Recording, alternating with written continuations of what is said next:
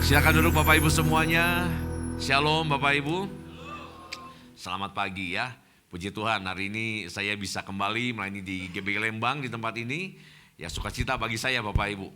Nah Bapak Ibu, hari ini saya mau sampaikan tentang ini sepertinya sesehari yang kita sering hadapi, konflik Bapak Ibu.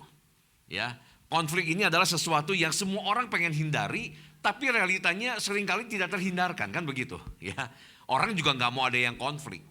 Tapi sekalipun kita mencoba gimana pun menghindarinya, tapi hal ini tuh biasanya tidak terhindarkan Bapak Ibu. Artinya kita pasti akan menjumpai yang namanya konflik. Sebab kita ini hidup dalam berkomunitas. Kita ini hidup di dalam keluarga, kita juga ketemu orang. Ya, di gereja kita ketemu orang. Di tempat kerja ada orang Bapak Ibu. Dalam pekerjaan juga ketemu banyak orang. Di mana saja lah pokoknya. Karena kita ini manusia bersosialisasi. Dan seringkali justru Bapak Ibu Tuhan pergunakan. Jadi saya nggak bilang Tuhan yang membuat konflik, enggak. Tapi Tuhan pergunakan gitu Bapak Ibu ya. Tuhan izinkan konflik yang terjadi dalam hidup kita. Justru kalau kita bisa responi dengan benar, itu akan mendewasakan kita sebetulnya. Kalau kita bisa sikapi dan atasi dengan baik, justru bukan saja mendewasakan kita, tetapi justru bisa membuat kita dengan orang yang konflik jadi lebih dekat Bapak Ibu. Percayalah Bapak Ibu. Kita jadi mengenal pribadinya, aslinya, originalnya Bapak Ibu. Mungkin sebelumnya kita kayak masing-masing kayak pakai topeng gitu Bapak Ibu. Topeng kebaikan kelihatannya. Padahal nggak lihat realita aslinya. Justru waktu konflik ini mengenal, terbuka. Nah ini loh orangnya. Tapi justru waktu kita lihat orangnya, kita justru bisa memahami pribadinya. Kita bisa lebih menyelami kehidupannya kalau kita responi dengan benar. Jadi banyak manfaat buat kita pribadi, lebih dewasa. Tapi buat hubungannya juga kalau benar Bapak Ibu ya. Ini karena saya pernah ngalami beberapa kali. Jadi lebih lengket, jadi lebih dekat. Saya beberapa kali juga kalau ngomong di gereja Bapak Ibu, ada dengan pengerja beberapa kali ada konflik begitu. Tapi disikapi dengan dewasa Bapak Ibu. Dan justru orang-orang yang pernah konflik dengan saya, sekarang jadi orang-orang yang sangat dekat dengan saya Bapak Ibu. Jadi sebetulnya banyak manfaatnya. Tapi kembali kalau kita memandang dari cara yang berbeda yang salah, biasanya orang waktu konflik pada jaim Bapak Ibu. Jaim buat nanya duluan, jaim buat minta maaf. Nah itu tuh udah ya kayak gitu biasanya bubar itu. Ya itu gak akan terima manfaatnya apa-apa. Tapi kalau kita bisa sikapi dengan dewasa, waduh ini tuh banyak sekali manfaat. Dan kalau Bapak Ibu perhatikan di Alkitab, Alkitab banyak mengisahkan. Justru nampaknya Tuhan seperti sengaja menyisipkan di sana kisah-kisah tokoh-tokoh di Alkitab ini, umat-umat yang ada di Perjanjian Lama ataupun juga rasul-rasul di Perjanjian Baru, mereka pun juga konflik Bapak Ibu. Gimana Bapak bisa lihat dari Perjanjian Lama mulai dari Kain dengan Habel, Abram dengan Lot, Ayub dengan teman-temannya, ya kan? Lalu di Perjanjian Baru juga ada rasul dengan Barnabas. Rasul Paulus maksudnya, Paulus dengan Barnabas gitu ya. Maksud saya Rasul Paulus gitu. Paulus dengan Barnabas, Paulus dengan Petrus Bapak Ibu. Jadi banyak sekali dan itu hanya segelintir saja. Masih banyak ditemui di Alkitab ini konflik-konflik yang terjadi di antara mereka.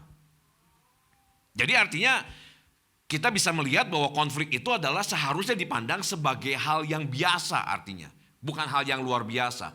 Dan pandanglah dari sisi yang positifnya. Kejarlah manfaatnya. Kan begitu Bapak Ibu. Karena ternyata di balik konflik secara benar. Itu banyak manfaatnya. Yang tadi saya sudah singgung di awal. Buat kita pribadi. Itu juga mendewasakan. Menumbuhkan karakter baik. Mematangkan emosi. Mendewasakan pikiran kita. Jiwa kita. Tapi dalam hubungan dengan pribadi yang bersengketa. Atau yang berseteru dengan kitanya pun juga. Itu akan membuat semakin lebih dekat dan lebih lengket lagi. Bahkan kita bisa mengenal, dia mengenal pribadi saya aslinya, saya juga mengenal pribadi dia juga apa adanya Bapak Ibu. Indah sebetulnya. Nah maukah kita bisa melihat manfaat-manfaat positif di balik itu? Maukah Bapak Ibu? Wah kayaknya gak pada mau dah. Udah deh saya pulang aja deh kalau begitu. Nah Bapak Ibu nih saya mau sampaikan ya. Ada 3 lah, minimal ada 3 deh ya. Yang saya mau sampaikan sama Bapak Ibu di sini. Sebetulnya ini bukan tips, tapi ini merupakan langkah praktis sebetulnya yang Alkitab juga udah banyak singgung di sini. Langkah praktis untuk kita menghadapi konflik dan kita menyelesaikannya, mengatasinya. Nah, yuk kita lihat. PowerPoint-nya bisa tolong ditampilkan? Dari tadi belum ada tampil ya di PowerPoint-nya ya. Nah, kita langsung lihat ke poin yang pertama aja ya. Gimana caranya untuk kita bisa menyelesaikan konflik secara bijaksana? Maka yang pertama itu segera diselesaikan. Jangan ditunda. Jangan dibiarkan. Jangan dianggap remeh. Jangan dianggap nanti waktu akan menyelesaikan. Semua tidak akan membereskan Bapak Ibu. Waktu tidak akan menyelesaikan. Kalau kedua belah pihak saling membiarkan, maka masalah itu juga tidak akan pernah beres. Dan jangan pernah ditunda Bapak Ibu. Karena penundaan ini atau pembiaran terhadap masalah ini akan membuat emosi dari orang ini bertumpuk di dalam dirinya. Bertingkat, nanti naik, tadinya cuma sekedar kesal, naik bisa menjadi amarah nggak diberesin lagi, masih terus numpuk karena terus ketemu sama orangnya. Ya, dan ini akan numpuk terus sampai akhirnya bisa menjadi pahit dan benci Bapak Ibu. Jadi akhirnya bisa menimbulkan sesuatu yang berbahaya. Hanya masalah yang dibereskan yang akan beres. Masalah yang tidak pernah dibereskan tidak akan pernah beres. Masalah yang tidak pernah diselesaikan tidak akan pernah selesai. Waktu nanti akan menunjukkan sama kita, masalah yang kita biarkan akan menggulung makin lama makin besar. Karena emosinya makin numpuk tadi. Eskalasi Bapak Ibu. Tadinya kesal, jadi amarah. Amarah terus dibiarkan, pahit, benci akhirnya. Bisa seperti itu. Bereskalasi emosi kitanya juga karena kita biarin. Akhirnya kita melihat terus sikapnya yang tadi saling jaim-jaiman, saling buang muka gitu kan. Belum lagi kalau ngomong di belakang, kedengar sama kita, tambah numpuk. Akhirnya makin membesar, ibaratnya kayak bola salju. Bola salju yang menggelinding Bapak Ibu, makin berjalan waktu nanti dia akan makin besar. Dan momentum atau tabrakan yang dihasilkan karena bolanya yang semakin besar akan makin besar juga. Momentumnya, tabrakannya.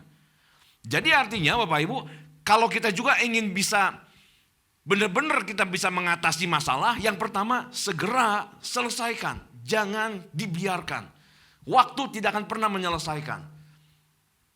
Nah, masalahnya begini Bapak Ibu, langkah untuk bisa segera menyelesaikan ini tuh harus ada pihak yang mau berinisiatif membereskan. Harus ada pihak itu. Salah satu harus ada pihak di antara salah satu dari antara mereka ini yang berinisiatif untuk membereskan. Celakanya kalau nggak ada yang mau dia membereskan. Dua-duanya sebodoh. Padahal Bapak Ibu mesti sadari, ketika sedang terjadi konflik, ada sesuatu yang dipertaruhkan di sana, yang namanya hubungan Bapak Ibu. Hubungan itu lagi dipertaruhkan. Ini mau dibawa kemana?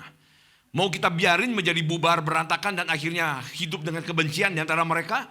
Ataukah mau kita selesaikan dan akhirnya justru bisa melekat dengan dan bahkan jadi akrab banget gitu Bapak Ibu. Dan itu bisa menumbuhkan kedewasaan kita yang baik. Nah, untuk kita bisa menghasilkan yang positifnya, maka harus ada orang yang berinisiatif untuk membereskan, menyelesaikannya. Dan untuk melangkah menyelesaikan ini, itu dibutuhkan yang namanya kerendahan hati.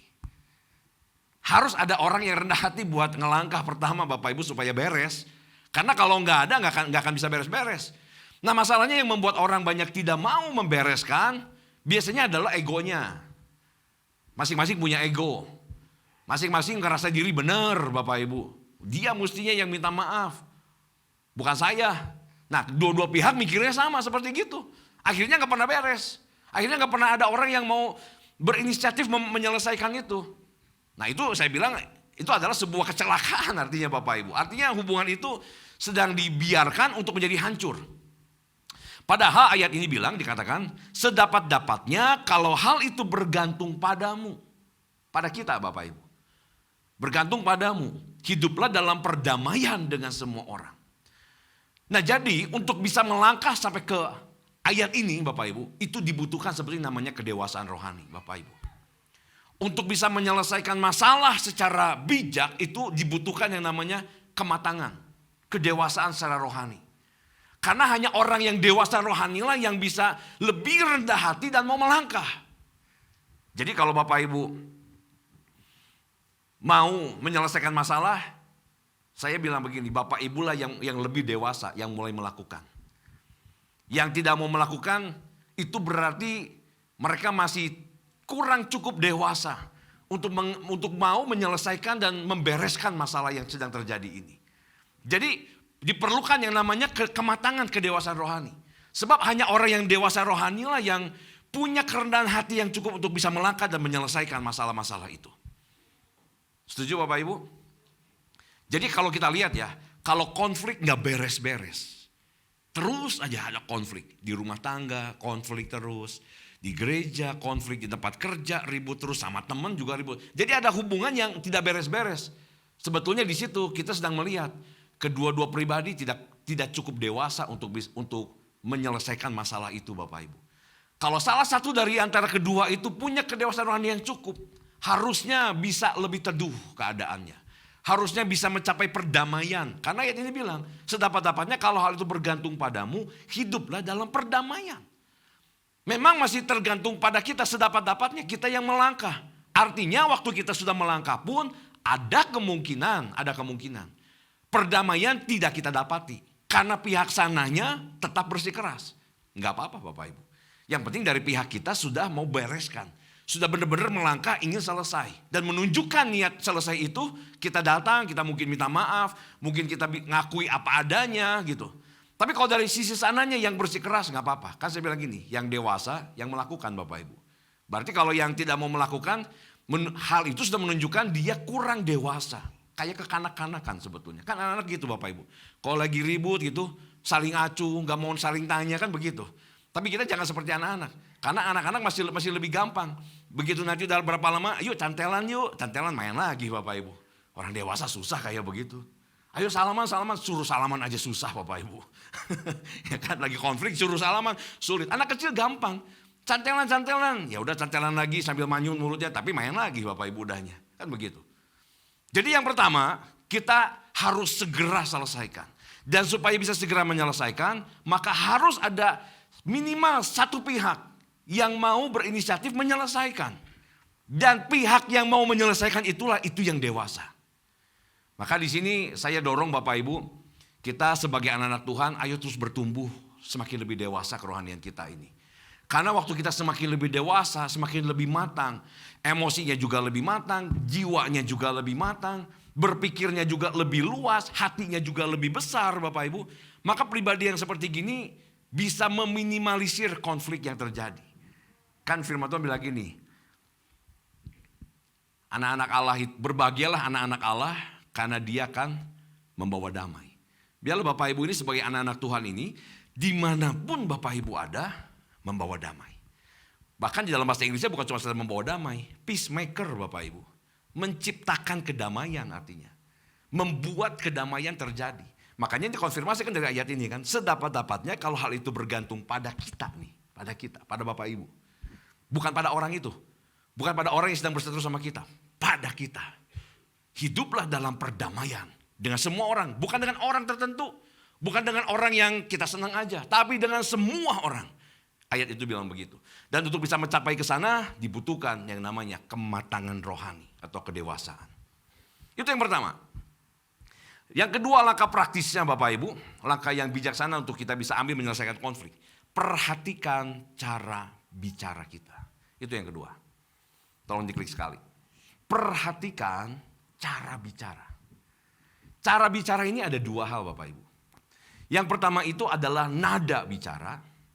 Yang kedua itu adalah isi kata-katanya. Dua nih Bapak Ibu ya. Nada bicara harus rendah. Jangan tinggi. Isi bicara jangan merendahkan orang. Jadi kalau ini mau dibuat kata-kata bijak boleh Bapak Ibu. Nada bicara harus rendah, tapi isi kata-kata jangan merendahkan, kan begitu. Jangan sampai dibalik semuanya Bapak Ibu. Udah nada bicaranya tinggi, udah begitu isi kata-katanya juga meninggikan diri lagi. Merasa diri benar. Wah itu konflik akan selesai. Jadi perhatikan nada bicara Bapak Ibu. Jangan ngegas Bapak Ibu kalau lagi konflik begitu. Karena kecenderungan orang lagi dikuasai emosi. Orang lagi dikuasai kesal hatinya. Lagi jengkel, lagi gak suka. Maka emosi ini biasanya ngendalikan semuanya. Termasuk kata-katanya. Dan itu berbahaya sekali. Nah coba lihat ayatnya, tolong diklik sekali. Nah ini Salomo bilang begini. Jawaban yang lemah lembut meredakan kegeraman. Bayangkan orang lagi geram, marah hatinya. Tapi dengar jawaban yang lemah lembut. Jadi ini kan cara bicara Bapak Ibu. Ya, maka itu bisa meredakan kegeraman. Orang lagi marah aja bisa reda. Suasana lagi panas bisa jadi dingin, artinya gitu. Emosi lagi panas bisa jadi teduh. Karena mendengar jawaban yang lemah lembut. Karena nada bicara kitanya benar, rendah. Tidak ngegas. Karena kalau lagi naik, Bapak Ibu, nada bicara kita, itu menunjukkan sesuatu hati yang sedang marah. Itu menunjukkan sebuah emosi negatif sebetulnya. Kitanya lagi kesal, kita tunjukkan lewat kata-kata. Dengan nada bicara aja kita udah bisa lihat ini orang lagi marah, kan begitu. Kita sedang menunjukkan suatu hal yang negatif yang kita pancarkan sama orang itu. Tapi justru waktu kita dengan bicara dengan nada rendah, menunjukkan bahwa kita sedang tidak ponggah, Bapak Ibu. Kita sedang tetap menghargai lawan bicara kita. Kita sedang tetap menghormati lawan bicaranya kita. Kita sedang menunjukkan bahwa kita tidak terpancing emosi dan kita sedang merendahkan orang yang menjadi lawan bicara kita. Kalau nada bicara kita atau cara bicara kita itu adalah cara bicara yang baik, yang benar, yang lemah lembut dikatakan seperti itu. Jadi perkataan yang lemah lembut ini adalah perkataan yang tidak menjadi lebih keras dan menjadi lebih tinggi, Bapak Ibu. Tidak keras isinya dan tidak tinggi nadanya. Jadi nada tuh gini, perhatikan cara bicara Bapak Ibu, di ujungnya harus selalu turun, Bapak Ibu. Beda kan kalau Bapak Ibu ngomong, ini bisa kayak saya ngomong tapi ujungnya naik. Nah gitu, itu kelihatan orang lagi ada kesel. Tapi kalau ujungnya turun ke bawah, itu kan enggak, bikin teduh adem gitu Bapak Ibu. Padahal isinya mungkin nasihat, isinya mungkin teguran, tapi turun ke bawah nadanya. Itu menunjukkan kita enggak lagi marah. Itu menunjukkan kita lagi nggak pancarkan emosi negatif kita, enggak. Orang yang nangkepnya juga merasa tetap dihargai, sekalipun dianya salah. Sekalipun dia adalah orang yang sedang dalam posisi yang kita pandang keliru di pandangan kita. Tapi nada bicara kita yang turun ke bawah menunjukkan kita tetap menghormati dia. Memanusiakan dia, Bapak Ibu. Kan seringkali zaman sekarang orang gak memanusiakan manusia, Bapak Ibu. Ya, kita tetap harus belajar memanusiakan manusia dengan nada bicara kita. Itu menentukan sekali. Karena ayat ini tadi saja bilang, jawaban yang lemah lembut meredakan kegeraman. Tapi perkataan yang pedas membangkitkan marah. Pedas. Pedas ini berarti kan bisa meninggi karena mencerminkan emosi yang menjadi panas. Menaikkan suasana juga menjadi panas, Bapak Ibu. Orang yang tadinya mungkin lagi cukup kesal sebetulnya. Tapi begitu dengar dengan nada yang seperti ini, dengan perkataan yang pedas, meledaklah emosinya. Jadi marah. Akhirnya gak menyelesaikan masalah. Kan begitu. Betul gak Bapak Ibu? Jadi bersikap lembut melalui perkataan, melalui menanggapi orang yang sedang geram ini, sebetulnya bukan menunjukkan sebuah kelemahan kita, bukan. Jadi kalau Bapak Ibu berucap sama orang dengan nada yang lemah lembut kayak tadi, tidak dengan emosi, tidak dengan marah, tidak memancarkan kesalnya Bapak Ibu, tetap dengan nada yang turun ke bawah, dan isi perkataan juga tidak merendahkan dia, Bapak Ibu. Sebetulnya bukan menunjukkan Bapak Ibu sedang kalah, sedang lemah, bukan. Itu justru menunjukkan sisi kekuatan Bapak Ibu. Orang yang kuat justru ketika ditekan bukan menjadi meledak Bapak Ibu. Orang yang kuat ketika ditekan tetap bisa menjaga kendalinya. Sehingga Bapak Ibu jangan sampai justru karena ada emosi atau suasana yang memanas, keadaan sedang seperti itu, akhirnya keadaan mengontrol kita. Mengontrol omongan kita. Mengendalikan emosinya kita. Jadi keadaannya mengendalikan emosi kita. Keadaannya mengendalikan ucapan kita. Keadaan lagi panas, mulut juga jadi panas, kan begitu. Ya, suasana emosi juga menjadi panas, dan jangan seperti itu. Bapak Ibu di sini dibutuhkan kembali poin yang kedua pun ada sangat erat kaitannya untuk menyelesaikan konflik dengan cara bicara kita. Ini kaitan eratnya dengan pengendalian diri Bapak Ibu. Butuh kedewasaan kembali. Karena hanya orang yang cukup dewasa yang bisa mengendalikan dirinya. Karena kembali ingat, penguasaan diri itu adalah bagian dari buah roh kan Bapak Ibu. Iya kan? Sama rendah hati juga tadi itu adalah bagian dari kasih. Kasih itu adalah buah roh. Itu semua adalah bagian dari kedewasaan rohani. Sehingga jangan sampai Bapak Ibu yang dikendalikan sama keadaan, tapi kita yang harus bisa mengendalikan keadaan. Jangan sampai keadaan yang mengendalikan emosi Bapak Ibu. Bapak Ibu yang harus bisa mengendalikan emosi Bapak Ibu. Jangan sampai keadaan yang mengendalikan ucapan kita. Kita yang harus mengendalikan ucapan kita. Nah, untuk bisa mengendalikan semua itu kembali dibutuhkan yang namanya kedewasaan. Jadi saya mau sampaikan gini, orang yang tetap bisa bicara lemah lembut, bahkan di tengah-tengah ketika ditekan Bapak Ibu, oleh keadaan, oleh situasi, oleh orang-orang, itu bukan orang yang lemah, itu orang yang kuat. Itu bukan kanak-kanak, itu menunjukkan kedewasaan. Justru orang yang waktu ditekan dan dia meluapkan emosinya, memasang benteng pertahanan gitu Bapak Ibu, itu menunjukkan kekurang dewasaan sebetulnya. Kurang matang jiwanya. Jadi kembali yang poin nomor 2 ini pun juga, saya mendorong Bapak Ibu semua juga, ayo kita harus bertumbuh semakin lebih dewasa Bapak Ibu. Karena kalau dalam keluarga, dalam pernikahan, mengapa dalam pernikahan juga dibutuhkan ketemu dua pribadi orang dewasa yang menikah, bukan dua kanak-kanak Bapak Ibu. Karena pasti akan jadi kerepotan, akan banyak masalah yang seharusnya bisa dihindari, tapi jadi bermunculan. Karena faktor salah satunya cara bicara yang salah. Ayo mulai belajar. Kalau saya sih selalu mulai belajar gini Bapak Ibu, apalagi ketika dalam suasana ditekan. Jujur secara daging kita pengennya nada itu kan kita lepas gitu Bapak Ibu. Kalau dilepas pasti akan naik. Tapi kita harus belajar selalu mengakhiri setiap kalimat itu ke bawah nadanya. Percayalah waktu Bapak Ibu lakukan itu, bukan saja suasana yang menjadi lebih teduh, tapi kita yang ngomongnya juga jadi kerasa, menjadi lebih turun emosinya. Dan saya yakin yang dengar pun juga gak merasa kayak dihakimi, gak merasa kayak lagi diserang Bapak Ibu. Orang kalau diserang, dia akan pasang benteng, dia akan kembali serang. Akhirnya saling serang, kayak main bulu tangkis Bapak Ibu, saling cemes. Ya kan? Jangan seperti itu. Jadi kita harus merendah turun. Dan ingat, nada harus rendah, tapi kata-kata gak boleh merendahkan. Coba yuk kita sebutin Bapak Ibu. Nada harus rendah, tapi kata-kata gak boleh merendahkan. Nah itu jadi prinsip Bapak Ibu. Itu prinsip saya itu. Ya, nada harus rendah selalu. Nada jangan naik ke atas. Karena nada yang naik itu menunjukkan kita lagi marah, kita lagi kesal. Nada harus rendah, tapi ingat isi dari kata-kata kita. Jadi jangan nadanya rendah tapi isinya juga nyinyir orang Bapak Ibu. Ya kan? Nyinyirin orang gitu kan sama aja, isinya itu harus diperhatiin juga. Jadi nadanya harus rendah, tapi isi katanya gak boleh merendahkan orang. Itu langkah menyelesaikan konflik. Kalau dibalik sama Bapak Ibu, nadanya selalu tinggi, isinya selalu meninggikan diri sendiri, maka konflik tidak akan pernah selesai. Jadi perhatikan ya, kalau konflik ada nggak beres-beres tadi itu, berarti kita akan nemukan di sana yang pertama tidak ada pribadi yang cukup rendah hati, ya kan? Yang kedua berarti kedua pribadi ini adalah tidak punya cara bicara yang benar. Mungkin dia sekarang punya rendah hati nih, dia mau datang udahlah saya datang beresin. Tapi waktu udah ketemu, nadanya tinggi terus ngomongnya, nyerang orang itu terus, nggak akan beres Bapak Ibu sama aja itu mah, ya kan? Jadi kita harus siap, kita kalau mau ketemuin, nada bicara harus rendah.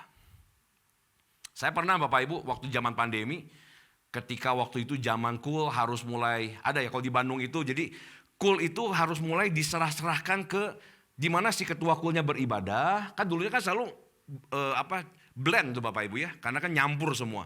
Jadi ada yang misalkan gini, dia pelayan ketua coolnya di Aruna, tapi berjemaatnya di tempat saya di Sana Regensi. Nah pada saat pandemi itu, awal-awal pandemi ini, harus diberlakukan aturan gini. Jadi yang ketua coolnya di Aruna, maka saya harus serahkan cool itu kepada kabit cool yang ada di Aruna begitu. Supaya terhisap di satu cabang, di bawah satu pengembalaan. Saya sebetulnya memilih waktu itu untuk jangan dulu lakukan, udahlah tunggu dulu. Kita tunggu ini masih sedang, kayaknya gereja juga masih sedang coba mikir ini langkahnya mesti kayak apa. Tapi karena ada satu kabit yang minta ke saya, Ko Henry saya minta ini coolnya ya, cool yang dari saya. Ternyata yang diminta itu bukan satu Bapak Ibu, ada beberapa. Dan saya juga ngelihat iya sih, memang ini kan ada yang di tempat yang lain tadi. Ya udah akhirnya karena saya diminta, saya kasih lah. Saya kontak kabit-kabitnya yang berkaitan dan saya kasih semuanya. Udah beres, nah si cool yang ngalamin gitu mungkin tidak bisa terima dengan dia pikir keputusan saya itu tuh. Akhirnya mereka banyak nyerang ke saya Bapak Ibu. Dianggapnya saya yang membuat itu sehingga terjadi seperti itu. Dan itu membuat ketidaknyamanan sebetulnya dalam coolnya mereka. Karena mereka sekarang jadi beralih ke pemimpinan gitu kan. Yang tadinya udah nyaman di sini sekarang harus pindah. Yang tadinya bersama-sama dengan orang ini sekarang ternyata orang ini juga jadi nggak ada dan seterusnya. Nah saya akhirnya diundang masuk di dalam cool. Masih zaman Zoom waktu itu Bapak Ibu. Masuk ke cool ini, ada beberapa cool. Dan di cool itu saya tuh diserang semua Bapak Ibu. Dianggapnya saya keputusannya tidak bijaksana. Bapak Ibu dalam kondisi yang begitu, ini lagi tegang nih kondisinya karena mereka nyerang kepada saya. Dan saya bersyukur, saya minta hikmat sama Tuhan. Bukan cuma minta hikmat, minta ketenangan. Sehingga waktu pas giliran saya untuk menerangkan, menjelaskan. Saya menjelaskan dengan nada tidak tinggi loh Bapak Ibu. Tapi kata-kata saya semuanya tegas kelihatan. Ini begini, begini. Tapi saya nadanya bisa tenang gitu. Dan saya melihat justru kul-kul ini akhirnya jadi kul yang dekat sama saya loh sebenarnya gitu. Tapi waktu itu mereka nyalahin saya, Pak Henry begini, begini. Dan kalau kepancing emosi itu pasti, apalagi saya pikir gini, saya kan yang mimpinnya di sini, ya gimana saya dong, bisa kan begitu ya. Kalau orang mikir kan bisa saja begitu, tapi saya nggak lakukan itu. Saya dengan tenang, saya jelasin kondisinya begini loh Bapak Ibu gitu kan. Semua pertanyaan saya jawab dengan baik. Dan akhirnya call itu selesai bisa sampai jam 9:30 malam, Bapak Ibu bayangin dari jam 6:30 sampai 9:30 call terlama itu, ya kan. Tapi bisa beres. Saya belajar menjawab dengan seperti tadi. Nada bicara harus rendah dan isi bicaranya, isi kata-katanya jangan merendahkan orang. Puji Tuhan selesai Bapak Ibu masalahnya ya. Yang ketiga yang terakhir. Yang ketiga yang terakhir itu adalah bedakan antara pribadi dan perbuatannya. Ini tolong diklik, nah ini aja. Bedakan antara pribadinya dan perbuatannya. Jadi ketika Bapak Ibu konflik sama seseorang, Bapak Ibu harus bisa memandang kepada orang tersebut. Antara apa yang dia lakukan dengan siapanya dia itu harus berbeda. Nah seringkali kita nggak bisa memandang begitu. Jujur ya saya juga seringkali kebablasan. Itu seperti jadi satu paket. Ya apa yang dia lakukan, ya itulah dia seolah-olah begitu.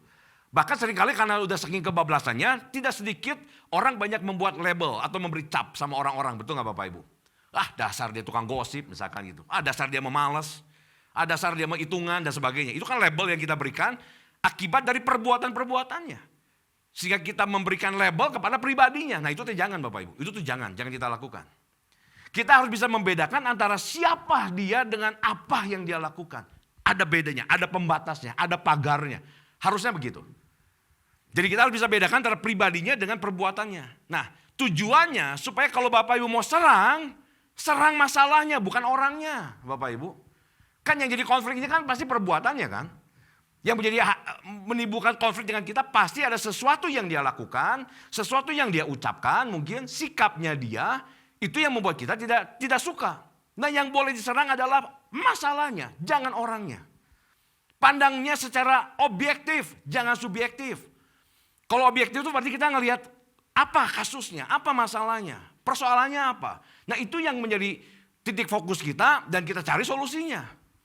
Tapi kalau kita udah mulai nyerang pribadinya, kalau kita udah mulai gak suka sama orangnya Bapak Ibu, ini akan jauh dari penyelesaian konflik, jauh banget. Karena apapun nanti akan orang itu lakukan, sekalipun hal yang benar, sekalipun itu hal yang baik, tapi karena kita udah gak suka sama pribadinya, jadi jelek semuanya. Percaya gak Bapak Ibu? Setuju gak? Kalau Bapak Ibu udah gak suka nih sama satu orang nih, udah subjektif nih pandangannya. Udah membeda-bedakan orang artinya, kalau subjektif gitu.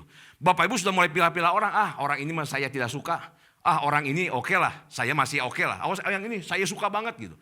Orang yang Bapak Ibu suka banget, jelek sekalipun dia perbuatannya, Bapak Ibu masih bisa senyum, gak apa-apa. Gitu Bapak Ibu, itu subjektif tuh orang.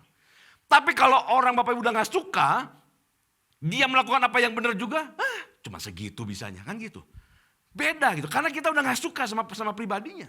Nah akibatnya kalau udah gak suka sama pribadinya, ini akan jauh dari penyelesaian dari konflik. Karena apapun yang dia coba lakukan, sekalipun benar, sekalipun baik, itu di pandangan Bapak Ibu tetap buruk. Itu kayak gak ada artinya. Dan gimana cara bisa selesai Bapak Ibu, kalau udah seperti itu. Makanya kita harus mulai bikin pagar. Saya dari tadi tunjuknya ke sini, Bapak Ibu gak balik ke sana. Takut ada yang kesinggung. Kesini aja ya Bapak Ibu ya. Jadi bikin pagar. Orangnya ada di sana, ini sikapnya ada di sini. Ini harus ada pagarnya. Kita serang masalahnya, jangan orangnya.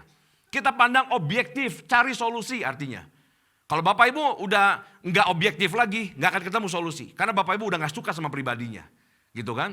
Tapi kalau Bapak Ibu masih bisa objektif, Bapak Ibu pasti akan memikirkan, bahkan Bapak Ibu bisa datang kayak tadi tuh, dengan rendah hati, ketemuin sama orangnya, ajak ngobrol dengan nada yang tidak meninggi, tidak digas. Dengan kata-kata pun tidak merendahkan, mencari solusi Bapak Ibu buat masalah itu. Kalau Bapak Ibu lakukan langkah itu, lihat nanti. Justru Bapak Ibu akan bisa tahu pribadi ini seperti kayak apa. Baik dan buruknya. Semua orang punya baik dan buruk masalahnya. Kita bisa tahu dengan detail dan waktu kita udah bisa melihat terbuka semua keburukan dan kebaikan dia. Keputusan di tangan kita. Kita mau terima gak orang seperti ini? Dan kalau saya seringkali belajar, saya harus terima pribadi orang seburuk apapun. Termasuk dengan ada kebaikannya. Karena saya juga nyadar gini, saya juga kan orang yang punya kebaikan, keburukan yang diterima sama Tuhan kan. Utuh Bapak Ibu apa adanya kan gitu. Saya juga harus belajar untuk terima orang itu. Dan lihatlah kalau kita bisa melangkah ke sana. Wah ini hubungan jadi baik sekali. Jadi baik. Lebih baik bahkan dibandingkan sebelum ada konflik. Betul Bapak Ibu, lebih baik. Nah masalahnya adalah banyak orang yang tidak memberikan batas pagar tadi. Nah tahukah Bapak Ibu pagarnya namanya apa? Pagarnya itu namanya kasih Bapak Ibu. Kasih yang bisa membatasi antara siapa itu dengan apa yang dia lakukan. Itu namanya kasih. Kalau kita nggak bisa belajar bertumbuh punya kasih yang benar. Ini pasti pagarnya ini menjadi pagar yang sangat tipis atau mungkin nggak ada. Dan akhirnya ini bias menjadi satu lagi. Begitu kita lihat perbuatannya tidak suka, nggak suka sama orangnya. Orangnya perbuatan menyenangkan, kita suka sama orangnya. Begitu selalu Bapak Ibu. Pagarnya namanya kasih. Nah saya mau bilang gini, bukankah Tuhan berlaku begitu sama kita semua? Coba renungkan baik-baik. Siapa kita di hadapan Tuhan? Kita semuanya adalah pendosa. Betul Bapak Ibu? Kita ini pendosa semuanya. Adakah hari ini yang sudah tidak pernah berbuat dosa gitu? Gak yakin saya. Semua kita pasti masih tetap melakukan. Ada dosa-dosa yang kita sadari ataupun yang tidak kita sadari. Kalau Tuhan gak pasang batas, Bapak Ibu, yang namanya kasih Allah itu bagi kita. Setiap kali kita berbuat dosa, apa yang kita lakukan, perbuatan kita, Tuhan akan benci dengan kita sebagai pelakunya. Betul gak? Tapi Tuhan begitu gak coba? Coba pikirkan sama kita baik-baik. Tuhan begitu gak? Tuhan gak kayak gitu. Kalau Tuhan kayak gitu Bapak Ibu, begitu ada dosa yang kita lakukan dan Tuhan langsung membenci kita pelakunya, Yesus gak akan datang ke dunia ini. Karena Yesus datang ke dunia ini untuk para pendosa. Kan Yesus bilang gini, aku datang bukan cari orang yang sembuh, bukan cari orang sehat, tapi orang yang sakit. Bayangin Bapak Ibu. Sakit di sana bukan sakit tubuh jasmani. Yang sakit dosa itu tuh penyakit Bapak Ibu. Cari yang sakit. Artinya gini, Tuhan kenapa cari yang sakit, cari para pendosa? Karena hati Tuhan mengasihi semua umat manusia. Termasuk semua para pendosa tadi itu. Hatinya begitu. Sehingga dia rela memberikan nyawanya naik ke atas kayu salib untuk menebus kita yang para pendosa tadi. Untuk apa? Untuk menebus semua dosa yang pernah kita lakukan. Yang sedang dilakukan dan yang akan dilakukan. Itu kan Tuhan Bapak Ibu. Itu Tuhan menyatakan kasihnya kepada kita. Nah saya mau bilang gini. Kita perlu belajar seperti Tuhan. Kalau Tuhan juga memperlakukan manusia dengan cara demikian. Yuk kita juga belajar memperlakukan manusia juga dengan cara yang serupa. Tapi untuk melangkah ke sana kembali di poin ketiga juga. Dibutuhkan yang namanya kedewasaan rohani. Lihat Tuhan ini pribadi yang udah sangat matang. Sehingga dia bisa melakukan itu. Kasihnya sempurna kan dikatakan begitu. Kasihnya Allah sempurna sehingga dia sanggup melakukan itu. Pak tapi saya kan bukan Tuhan. Kita semua memang bukan Tuhan. Tapi kita semua sedang terus bertumbuh. Supaya menjadi serupa dengan gambar Kristus. Kan begitu. Kita gak bisa bilang alasan karena kita bukan Tuhan lalu kita gak pernah melakukan itu. Kita kan harus terus bertumbuh Bapak Ibu. Semakin hari semakin segambar serupa dengan Kristus kembali. Dengan cara gimana? Salah satunya kita tunjukkan lewat konflik yang sedang terjadi. Gimana cara kita mengatasinya. Di situ akan nampak kelihatan kedewasaan seseorang Bapak Ibu. Dari tadi perhatikan ya 3 poin ini selalu nyangkutnya dengan kedewasaan rohani Bapak Ibu. Karena jelas yang namanya kasih itu juga kembali adalah buah roh Bapak Ibu. Kasihlah yang bisa tetap Bapak Ibu bisa melihat berbeda antara siapa pelakunya dengan apa yang dia lakukan. Bapak Ibu tidak akan sampai taraf membenci kepada pelakunya. Mungkin Bapak Ibu tidak sampai tidak suka, oke lah, tapi jangan terus berlama-lama dan kebablasan jadi membenci. Sempat tidak suka karena ada perbuatannya tadi. Tapi kita harus segera tetap memandang orang ini adalah orang yang dikasih sama Tuhan. Saya juga harus belajar mengasihi dia. Karena Bapak Ibu Tuhan itu tidak mengharapkan kematian orang fasik. Bayangin orang fasik aja kematiannya tidak diharapkan. Tapi pertobatannya. Itu menunjukkan Tuhan itu tetap mengasihi orang fasik sekalipun di matanya Tuhan. Nah apalagi kan yang berhadapan dengan kita ini bukan orang fasik. Ini kan mungkin istri kita, suami kita, anak, menantu, ya kan, teman sepelayanan, mungkin begitu, orang di kantor, atasan Bapak Ibu atau bawahan Bapak Ibu, ya kan, orang-orang dekat kita, saudara kita, sepupu, atau siapapun, pasti orang-orang di sekitar kita yang dekat dengan kita. Belajar mengasihi itu Bapak Ibu. Sehingga waktu Bapak Ibu bisa terus semakin lebih bisa gini. Saya bisa mengasihi orang ini karena saya sudah dikasihi sama Tuhan lebih dulu. Kan begitu. Siapa yang belum pernah merasa dikasihi sama Tuhan di sini? Boleh angkat tangannya? Wah enggak Bu, maksud saya gini. Siapa yang belum pernah merasa dikasihi sama Tuhan Bu? Terlalu semangat Ibu ya. Ada yang belum pernah dikasihi sama Tuhan di sini? Kita semua pernah merasa dikasihi sama Tuhan. Dan kita masih dikasihi sama Tuhan. Dan kita akan terus dikasihi sama Tuhan. Nah belajarlah kita membagikan kasih Tuhan itu kepada orang-orang di sekitar kita Bapak Ibu. Saya rasa ini memang bukan hal yang gampang apa yang saya bagikan. Karena butuh kedewasaan. Tapi hal ini bukan berarti tidak bisa dilakukan. Hal ini sangat bisa dilakukan kalau kita mau belajar terus bertumbuh. Semakin lebih matang kerohaniannya kita. Nah coba tolong diklik sekali dan ini kesimpulannya Imam Musik juga bisa tolong bantu saya. Jadi 3 hal ini Bapak Ibu untuk bisa menyelesaikan konflik ya. Segera selesaikan, jangan ditunda, jangan dibiarkan. Nggak akan selesai kalau kita biarkan. Perhatikan cara bicara. Perhatikan nada suara kita. Perhatikan juga isi kata-katanya kita. Nada harus rendah, isi kata jangan merendahkan. Dan yang ketiga bedakan antara siapanya dengan apanya. Bapak Ibu tetap harus belajar memandang objektif. Jangan membeda-bedakan orang. Jangan karena ini suka saya apa yang dia lakukan saya masih bisa terima. Kalau orang ini saya tidak suka, yang benar pun saya tetap tidak suka. Nah itu namanya kita sudah subjektif. Apalagi kalau orang yang tidak Bapak Ibu sukai sedang mengalami konflik dengan Bapak Ibu. Ini akan jauh dari yang namanya penyelesaian masalah. Dan ternyata ketiga-tiganya membutuhkan kedewasaan rohani. Saya dorong Bapak Ibu sebagai umat Tuhan yang ibadah setia di GBI Lembang ini, yang sudah melayani di tempat ini. Yuk sama-sama kita datang setiap minggu. Jangan hanya jadikan ini sebagai sebuah rutinitas ibadah kita. Jangan cuma jadikan ini sebagai sebuah kewajiban saya sebagai orang Kristen, jangan. Tapi Bapak Ibu terus bertumbuh. Ini ibadah raya hanya sebuah perayaan sebetulnya. Tapi dalam keseharian terus Bapak Ibu belajar untuk mengalami pertumbuhan rohani. Pertumbuhan iman yang sehat. Semakin lebih dekat dengan Tuhan. Orang-orang yang semakin lebih dekat dengan Tuhan lah. Yang bisa mempraktekkan ayat-ayat ini Bapak Ibu. Yang bisa mempraktekkan apa yang tadi saya bagikan. Saya dorong Bapak Ibu semua, yuk kita semua semakin lebih dekat dengan Tuhan. Ya, mari kita semua bangkit berdiri.